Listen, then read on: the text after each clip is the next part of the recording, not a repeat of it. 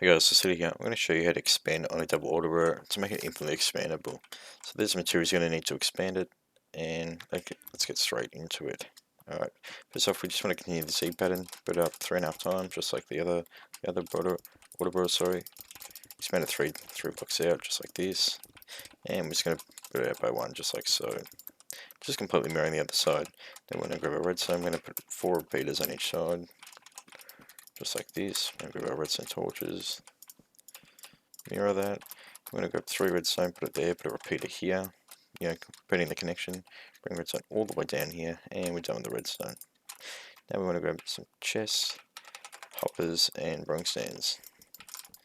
Just a chest, trap chest, rung stands.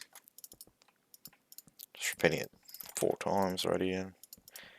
And once we get to the back of these, we're going to put chests on top, just like that. We're going to put hoppers on the side of these chests, and put 4 hoppers facing the back of those. Now we want to go in this orientation, place hoppers just like this. Chest here, chest here, chest here, trap chest.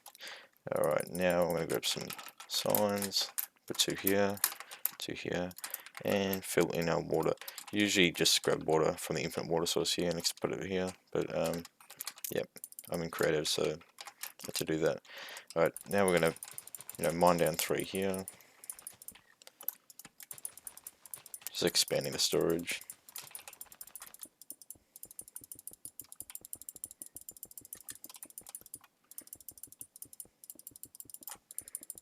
Just like this.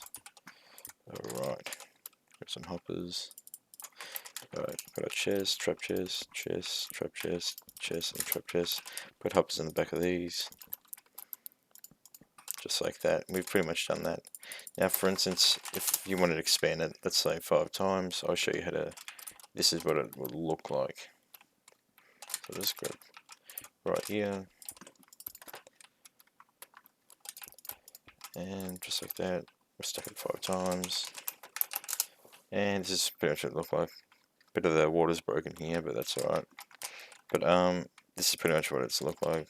If I patch up that water, 3 floors, the redstone signal will actually cross paths as long as the redstone's working and if water isn't bugged. But yeah, that's pretty much it. Any questions or concerns, check them in the comments, and thanks for watching.